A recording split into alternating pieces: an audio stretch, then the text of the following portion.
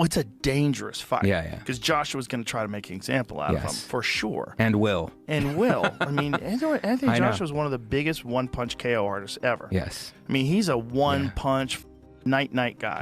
Yeah. Wade, if Jake Paul gets knocked out, will his career be over? Buddy, his life may be over if he gets knocked out by AJ, because that dude put Francis Ngannou flat on his back, and I had never seen Francis Ngannou hurt before. Again, I don't think this is a proper. I don't think that I would ever consider having a debate about whether Anthony Joshua versus Jake Paul is a proper fight between two bona fide champions. I think Jake Paul is someone that's creating a lot of opportunity for himself and using sport as the anchor for it. And will I watch it? No. And do I value it? No. One punch from Joshua can turn out the lights. So why is Jake Paul pushing for this fight? The moment the rumors surfaced, the reaction wasn't excitement, then outright panic from people who know exactly what heavyweight power looks like. Joe Rogan was one of the first to speak out. He didn't tiptoe around it. He said if Jake Paul thinks he can survive even a single clean punch from Anthony Joshua, he's fooling himself. If he beat Anthony Joshua, good Lord. Good Lord. I mean, that's a big if, right? I mean, Anthony Joshua, I do not think- Olympic gold Yes. medalist, former heavyweight champion of the world. What he did to Francis Ngannou, I like, know. good Lord. Yes. Do you want that smoke? Yeah, I just think it's all about the promotion or whatever. I have no idea what the actual motivation is for that fight's not competitive at all. Well, it's a dangerous fight. Yeah. Because Joshua's going to try to make an example out of him, for sure. And will. And will. I mean, Anthony I know. Joshua is one of the biggest one-punch KO artists ever. Yes. I mean, he's a one-punch. Rogan reminded everyone what Joshua did to Francis Ngannou, a man built like a tank, a world champion who has eaten punches from monsters his entire career, and AJ still folded him with a single shot. Rogan's question was simple. If Ngannou couldn't take that punch, what happens when a 90-kilogram Jake Paul tries? this fight, one, yes, that's the former heavyweight champ. Why is he fighting Jake Paul? And two, why is Jake Paul putting his health and well-being on the line? Because someone asked me on Twitter, Wade, if Jake Paul gets knocked out, will his career be over? Buddy, his life may be over if he gets knocked out by AJ, because that dude put Francis Ngannou flat on his back, and I had never seen Francis Ngannou hurt before. Again, it's boxing, not MMA. Jake has a little more experience, but we're talking about a massive size difference. AJ's still relatively young and still relatively got something left in the tank, and he's only fought the world-class guys for the last 10 years. This would be Jake's not only hardest fight, most dangerous fight of his career. If Jake is doing this, it could signal the last one. I'm not even joking. This could signal Jake being like, I'm having one more of these and I'm out. Because where do you go from Anthony Joshua? We'll get into that part in a second, but the Netflix thing. We know that Anthony Joshua is an exclusive fighter to DAZN. Eddie Hearn has stated that multiple times. AJ, I'm pretty sure, even has a piece of DAZN. I could be wrong about that, but he signed a mega deal years ago with them. So for this fight to take place on Netflix would mean DAZN would say, you can have one of our biggest cash draws, and I may be in a revenue share thing, or maybe Netflix pays them some money, but you can have our biggest cash draw, and we don't have an affiliation with it. That seems a bit unrealistic. But having said that, this isn't a report from anybody in the camp. This is not MVP saying it. This is not Eddie Hearn saying it. This is Mike Coppinger, who I guess has talked to people in the camp. But an independent source saying that they are finalizing a deal. Not that they're in talks. They are finalizing a deal. So this is, again, we're talking 1 yard line, first and goal. Wade Plemons pushed the warning even further. He argued this isn't a test of Jake Paul's skill. This is a test of how much danger a fighter is willing to put himself in to chase a headline. Wade said Jake has always fought people closer in size, or at least past their best days. Anthony Joshua is neither. He's a full-grown, prime heavyweight with technique, pedigree, and knockout power most fighters never come close to. And Jake Paul are finalizing a deal for a heavyweight fight on Netflix in December in Miami. Sources tell Ring Magazine Paul steps up massively to fight the former heavyweight champion after his exhibition with Gervonta Davis was canceled. Major props to Paul. So there you have it. In the midst of all this, I did reach out to Eddie Hearn, as did Gareth, and he said, we have spoken, but nothing close, and I doubt he would be so crazy, he being Jake. I then asked him, would you say this report is premature? He said, absolutely. And then I said, can I attribute this to you? And he said, yes. And so what do we make of this, guys? Do we think there's smoke to this fire? PT, what do you think? You think this is something that could actually happen. This would be within the next month, right? This would be sometime between now and probably December 19th or so in that time frame. What do you think? I think it's a huge fight. You know, I didn't expect this at all. Usually when Jake is in a fight, the odds feel like they're stacked very much in his favor. This is the complete opposite of that. I'd very much agree with Gareth A. Davies' take, which was I'd expect Joshua to obliterate him in a boxing match. I mean, look what Anthony Joshua did to Francis Ngannou before that Dubois fight. Like, I mean, it was a completely different affair than the Tyson Fury fight. I think having heard Eddie Hearn's update and having looked at that tweet again, it feels like boxing's equivalent to the old in the works reporting that we used to see in MMA an awful lot, right? Like when we weren't quite sure, maybe one side had verified that this fight is happening, but you can't get the other side to commit, and it's in the works. It's a huge fight. The one thing I will say is, why would you want that out there? Why would the Ring report this? Why would someone give them that information if it wasn't going to happen? Now, because everything else pales in comparison to this, as far as I'm concerned. Every other fight that they had perspective or potential, I don't think it's as big as Anthony Joshua. So I don't know. This isn't a ring fight, right? This isn't a ring fight. Anthony Joshua is tied to DAZN. Anthony Joshua has a relationship with Turki Al-Sheikh in Riyadh season. The ring is... Wade said if Jake gets hit like Ngannou did, the consequences might not be a knockout. They could be long-term. And while the warning spread, the rumor mill kept spinning. Reports claimed the fight could land in December on Netflix, Joshua's first appearance off DAZN, Jake Paul's riskiest move ever. A spectacle so big, it could dominate global media. This fight's in the works, Anthony Joshua versus Jake Paul. As a Brit, how do you evaluate? I've just seen that. Someone just told me about that. That's mad. Fair play to Jake Paul, first of all, for taking it. But if AJ doesn't knock him out in like 1-2 rounds, then I feel like the fight must be fixed or something, because I'm going to Anthony Joshua, obviously, for the KO. So yeah, when is it, you know? It's going to be next month they're working towards. Oh, yeah, sick. Yeah, I'm going AJ for the win. Cheers. But Eddie Hearn threw water on the fire fast. Yes, he's talked to Jake's side. No, there is no signed deal.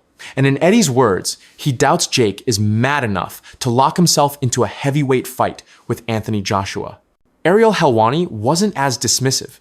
He said when multiple major outlets start reporting the same thing, it usually means momentum is real. Jake, and everything's wrong with Francis. He can go with Francis. So now all of a sudden you start satisfying both ends of this. Okay. So when that falls through, the rumor is that Francis and Jake are still in talks. Even though Francis did not come through on the event he was offered and the date he was offered, MVP and Netflix may be willing to reschedule everything and still make him part of it. And Francis' big statement was just, hey, this doesn't make sense. It's not what I'm looking for. Doesn't make sense. Okay. That's not my business. I can't be mad at Francis for that. That just cost Francis a once-in-a-lifetime opportunity. That just cost Francis life-changing money. I can't be mad. If I'm mad at Francis, then I got my way. He cut off his nose to spite his face. I can't be mad at him. He's already been punished. What good does it do me to be mad at him? All right. Well, then you bring in Joshua, and Joshua shows you how it's done. Right? Joshua and Francis are not remarkably comparable. I mean, not only did they box, they're not remarkably comparable, but in the world of boxing and just the accomplishments. I mean, you take Joshua Benson, an Olympic finalist, for goodness sakes, right? Just like lifelong, very well known. Multiple generations of boxing ties. You know, go all the way back to Klitschko. Go all the way back. You couldn't go before Klitschko was there first, but you go all the way back to Klitschko. Anything that has ever happened in the sport of boxing says you can tie Joshua to. And he's a professional, and above everything else, he's a real boxer. So if he is to say something makes sense, then it makes sense. Right? If you have Joshua's opinion of does this make sense to... Now, none of us know what sense mean. We don't even know if he's spelling it with an S or a C. None of us can define or tell you what this means. it makes such little sense that Francis can't even tell you why it doesn't make sense. But again, I can't be mad at Francis. He already pissed down his own leg. So, but if you could have Francis's opinion of what in the world of boxing or combat or money or business or sport makes sense, like Francis's level of success is not remarkable. He believes the discussion is further along than Hearn wants to admit, and even if the deal isn't sealed, the energy behind it isn't going away. Fighters themselves have not held back. UFC champion Leon Edwards said straight up, if Joshua doesn't ice Paul inside 2 rounds, the whole thing should be investigated. He called the matchup physically absurd. Edwards was cage-aside for Joshua versus Nanu. He saw the impact up close. To him, Jake Paul surviving that kind of power is fantasy. Anthony Joshua and Jake Paul in December. What does it tell us, Simon? Does it tell us more, as I said in the introduction, about the falling star of AJ or the rising one of Jake Paul? It tells you that there's a huge opportunity for enormous amounts of money to be generated around a fight that really has no integrity behind it in terms of as a fight, but in terms as a media spectacle and entertainment opportunity. You've got a very talented YouTuber that's built himself into a massive influence with huge following, and you've got a former 2-time champion of the world that operates at a very high level of engagement. Whether he's a high level of performer anymore is a different discussion. So it becomes about how much can this fight generate, how many eyes on the prize. I mean, I spoke to his very close friend, Michael Jarman, about this very fight about 3 or 4 months ago, and he was like, oh, what do you think? I said, what difference does it make? Oh, it would potentially jeopardize his legacy. His legacy's sealed. You cannot undo the fact, whatever you think of Anthony Joshua, It might as a damage fighter, it. I don't think so. What it will do is increase his Yeah. bank balance. But I think in the great, I mean, it didn't damage Muhammad Ali's reputation to go in with a sumo wrestler, did it? No, but after, when Joshua was at his peak, Simon, if I had said to you there and then, do you know what? Maybe in December 2025, Anthony Joshua will fight a YouTuber. This is the entertainment business, and Anthony Joshua is an entertainer, and you can't undo the fact that he won the world heavyweight championship twice. And he fought in some great fights. So why does he need this? Because he's in the business of entertainment. And if an opportunity is presented to him and someone wants to say that we can monetize this to the huge levels that are potentially available, why wouldn't you? It's a walk in the park. You see, you're not having... Then there's Francis Ngannou, the man knocked out in that viral Joshua KO. He already turned down Jake Paul earlier this year, calling the idea disrespectful to real fighters. So the fact that Jake's attention has shifted from Francis to the man who violently beat Francis leaves even hardcore fans scratching their heads. Then comes the business argument, and it's loud. Simon Jordan said the entire concept is idiotic. He believes the matchup insults heavyweight boxing, offers nothing meaningful to Joshua's career, and only exists because money can twist reality into something unrecognizable. Unless somebody wants to kill Jake, does someone want to kill Jake Paul? The move is bizarre. And I can't help but feel like this calculated gamble is going to go horrendously wrong. Whoa. I think there's something there about maybe the way Americans say Anthony Joshua. I've seen it because he's not the only American. Like, there's retired boxers been calling AJ out from over there. Like, I don't think that they realize, because of what AJ was like when he performed in America against Andy Ruiz, and just generally since then, you know, he's lost a couple. I think they massively underestimate him. And I also think part of it is just Jake Paul thinking, what's the biggest fucking name I can do? What's the biggest event? What's one that I actually... and delusionally, in my opinion, think that he's got a chance of just landing a big shot on him, and he just doesn't rate AJ's chin. And it's like, yeah, but like Daniel Dubois, it's not the same, is it? What does this do to Anthony Joshua's legacy just by even taking this fight? Lawrence, you've known him for a lot of years. To be honest, that's who I'm focused on. I don't really care about Jake Paul. I'm just thinking, you know, AJ needs to get himself back on track after that devastating defeat to Daniel Dubois. Why is he concentrating on Jake Paul? Like, he doesn't need him on his radar. He needs to be focusing on real fighters. And in terms of legacy, I mean, yeah, he's an active fighter. When your career's done, finished, have those type of fun fights. But right now, it makes zero sense to me. So... It's just frustrating for me to be totally honest. That's the mistake that you're making, though, Loza, because you think he's still an active, he's semi-retired. This is the movement of someone that is on his way out of the game, and you can't turn down that type of money, especially on the night's work that it's going to be. This is like he's already got generational wealth, but you can imagine how big this is going to be. And it's Netflix, guys. It's massive. Like, so that even I remember Eddie Hearn talking about it, and it seemed like he really wanted that fight. And Tony Bellew added that he won't believe the fight is real until both men are standing in the ring. Bellew was harsh. Boxing has rules for a reason, and Jake Paul has not faced anything close to true heavyweight power. Letting him fight Joshua under full professional terms, Bellew said, is begging for trouble. Most analysts say if this fight happens, it cannot be on standard heavyweight rules. Bigger gloves, fewer rounds, weight restrictions, maybe even headgear. Otherwise, they view it as one of the most dangerous mismatches ever presented to a mainstream audience.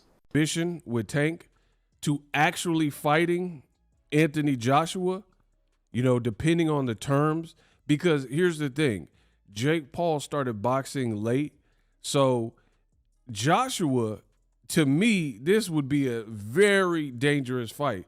So I do got to look at the terms, meaning, are they going 3-minute rounds? Is it a 6-rounder? Is it a 10-rounder? Is it a 12 championship round they're going to make up a belt? Like, what are the terms for this fight? Because Joshua is 6'6", brolic, an Olympic gold medalist. So that's biting off a lot. So for me, I got to first see the fight actually come into fruition, not just like, reports. Because Ring has previously reported Virgil Ortiz and Jerron Boots Ennis verbally agreed and the deal is expected to be signed. And it gets clicks and people get hyped up, people get excited. And yet, the story won't die. Because Jake Paul knows this is the biggest event he can create. And Anthony Joshua knows the payday would be one of the largest of his career. The real question is no longer about skill or merit. Everyone agrees the matchup makes no boxing sense at all. The question is whether spectacle, money, and global attention can overpower every alarm bell the sport is ringing. Because if this fight truly happens, someone might learn what heavyweight reality feels like the moment the first punch lands.